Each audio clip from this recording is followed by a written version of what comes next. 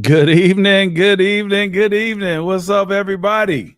Hey, you are on Clock It with AD Bryan, and I'm your host, AD Bryan. It's a fun night tonight. I'm excited about tonight. Anytime I have my colleagues on the show, it's exciting to me, man. But let's start off. Y'all know what the routine is. We have hit us up at all our social medias. We have if you want to comment while on the show, comment, get on your YouTube. Get on your YouTube and at AD Bryan 34. I'm telling you, you won't want to comment on some of the things that you're going to hear our guests talk about tonight. But as we always do, we gotta acknowledge our sponsors. We're excited about our sponsors always. So first one, Humble Bully. They said, I ain't no bully, but don't push me. Humble Bully. Check them out. They're online. Check out their apparel. Unseen Faith. We're about the faith here. Unseen Faith. If you want to walk by faith and not by sight, you got to see Unseen Faith by Tyler Renee. Then we have the Fellowship of Faith Church. I told you guys before, but they have this new podcast called Make Him Known Podcast. Make Him Known. Check them out. Pastor Garner is the man. We have Let's Eat. Being intentional togetherness, intentional communication, and intentional love. When you want to eat, you got to let's eat. Check them out. Then Inspired by TA. TA says, we don't need it to be easy. We just need it to be possible. Follow him, Tim Alexander. Man, my voice. TA, Inspired by TA. And then Council Consulting Group, CCG, striving to position HBCUs for success in fostering academic excellence, driving innovation, and empowering students to thrive in the competitive global landscape. CCG and Scruptuals. You know what their motto is? If you're happy, then we're happy.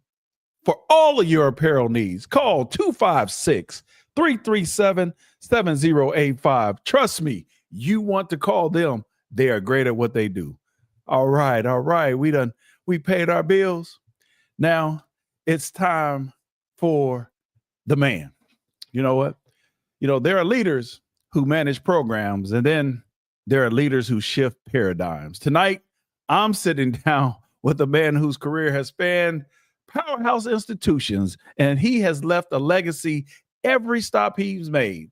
So join me in welcoming my boy, my colleague, my brother from another. Let's welcome Anton Goff. Anton, what's up, bro? What's up, bro? How you doing, man? That's a great intro, man. I think you're trying to butter me up for when we play y'all, huh? Hey, man, they say, Michael Jordan used to go play golf and gamble with everybody before he tried to kill him. Yeah, I see. That's why you got me on the show, huh? Okay. Hey, you already know. Yeah, I see the strategy. No, bro, no. But before we talk, I do have to give this little thing. This podcast is an iJag production. The opinions of this podcast are the sole opinions of It's Just a Game Sport Consulting. So I always got to get that out the way. This is so. Let me tell you, man, it's exciting to be here and to be with you. I got one thing, man. Someone told me that I better tell you this. This guy by the name of they go by Scotty. His name is Scotty, but he's from Off Script. And he told me to tell you he's a true fan. He's a true fan. He said, so make sure you tell him. I said, I will. He's a fan. So he's a. I appreciate that. Yeah, man. He watches, and he's watching tonight. So let me tell you how this show goes. It's a 15-minute podcast. There's a timer right here. That I will start that time. Once that time ends, game's over. Now, people have purchased overtime, so if we need to go in overtime, we can. But once that clock goes off, game is over. All right? Yeah, I'll try to keep it short then. No. You good. That's why people do overtime, bruh. So are you ready? I'm ready, baby. All right, I'm going to start the clock. You know what? Every week. Here we go. There we go. All right, 15 minutes. All right. All right. Anton, you have led Bowie State, Hartford, St. John's, and now PV. How has your leadership evolved across those institutions? I think my leadership evolved, man, according to a little bit of where I was. Some of those institutions, Bowie State, Mid-Atlantic, Mhm. Hartford, St. John's, Northeast, East Coast, PV down here, Texas. I think it's evolved from location, but there's a couple tenets that have stayed true with me, man. Right. And, Yeah. and no matter where I went, I've always wanted our academics to be strong. I always wanted us to compete for championships. Always wanted us to be a force in the community. Always wanted to make sure that we were preparing our student athletes for life after sports. And so Yeah. that's always stayed with me no matter where I've been. But you know what? I got to say, yeah, it's almost like you've been groomed for this. You have a legacy in your family, someone that is pure legacy. And that person is your mother. Yeah. She has been not only a pioneer, she has been the best in the business. So talk a little bit about your mom, Alfreda Goff. Yeah, so we view this as a family business, man. Athletics Right. administration, just like there's some coaching families out there where father and son have coached, and Yeah. so you got a mother and a son that have been ads and have been in the business for a long time. And I grew up only child, just with my mom, and I grew up in Man. Pittsburgh, Pennsylvania, and my Okay. mom was a track coach at University of Pitt, and then she was an administrator at University of Pittsburgh. And so there was times, man, that I would be on campus with her and she'd have to go to a meeting, and then she would just put me in somebody's office. And I was an inquisitive kid, right? And so I'd ask, Yeah. like, hey, what do you guys do in this office? And they'd be like, oh, this is development, we raise money, or this is the ticket office, or this is the equipment room. And so by the time I think, man, I was 13, I knew all the inner workings of behind the scenes of a major athletic department. And so it was kind of, destined to follow my mom's footsteps, you know what I'm saying? And Yeah. here I am. Well, see, wait a minute. You got the cheat code. That's the cheat code. You had the cheat code before anybody. That's what's Yeah. up, man. Yeah. And you know what? I have to say, I too have that lineage. My daughter, she just recently got a head coaching job at a high school in Trustville, but for the last 12 years, she's been associated with UAB women's basketball and was assistant coach. So a year ago, I got the opportunity to have her on my campus, and we played her team. So that was great. Kayla Alexander, shout out to you and my grandkids. But anyway, I like that lineage, man. And like I said, you did have that cheat code. Uh, you describe yourself as a servant leader. What does that look like in practice when managing coaches, staff, and athletes? Yeah, so I've taken that mantra, man, from almost day one, man. For me, Mhm. I always tell my coaches, like, I'm not your boss, we're partners, right? You know what I'm Right, saying?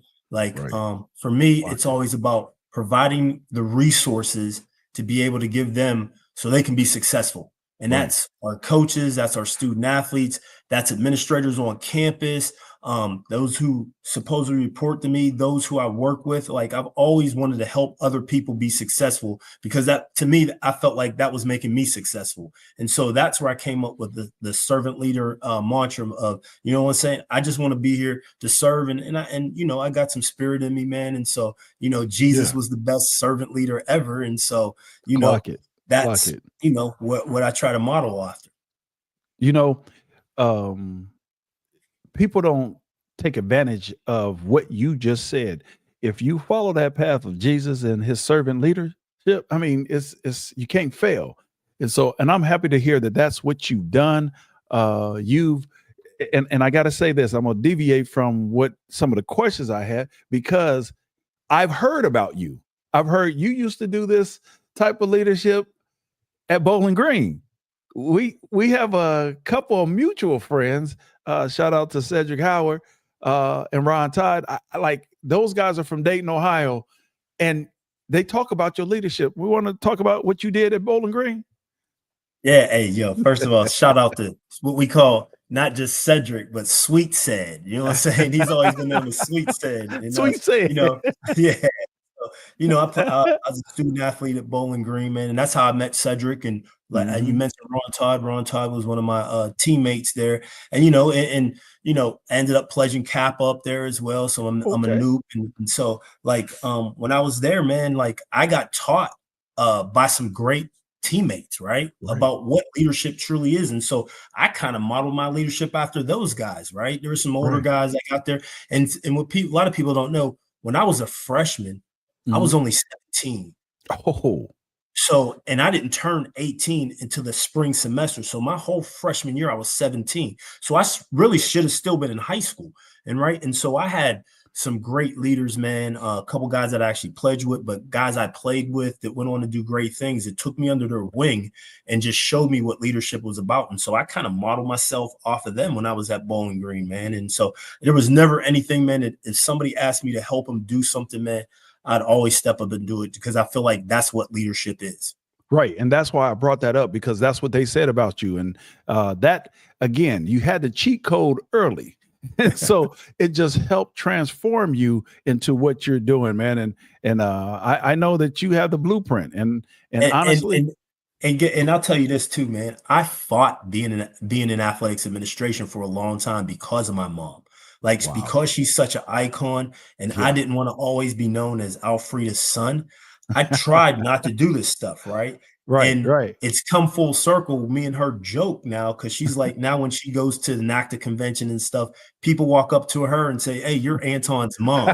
She's like, "I told you you could," she's like, "I told you you could do this." And so it's funny, we laugh now, but I always was like, I want to, chart my own path. And when God has a plan for you, bro, it just, it's Yeah. gonna happen.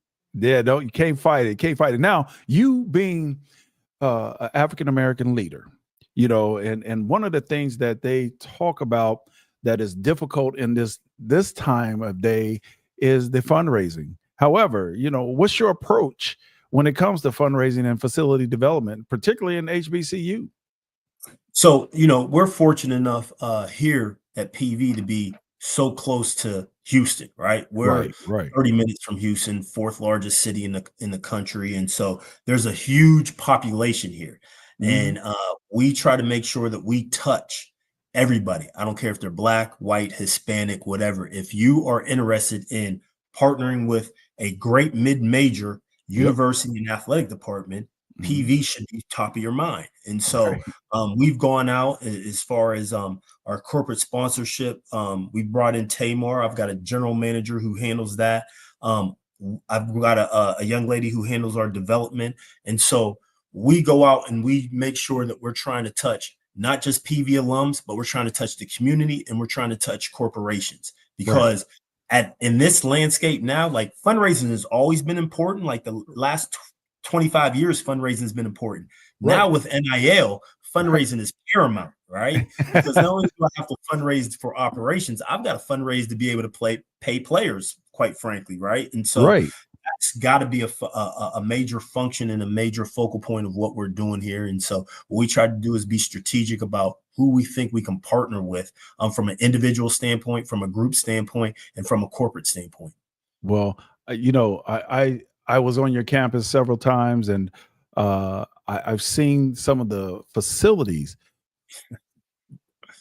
You actually may have the best suite area in the conference. Now, I know you came into that, but how do you sustain those type of facilities in the landscape? Now, you just talked about we got to start paying players. Now we got to maintain what we have. How do you marriage those two and be able to be effective in really addressing both?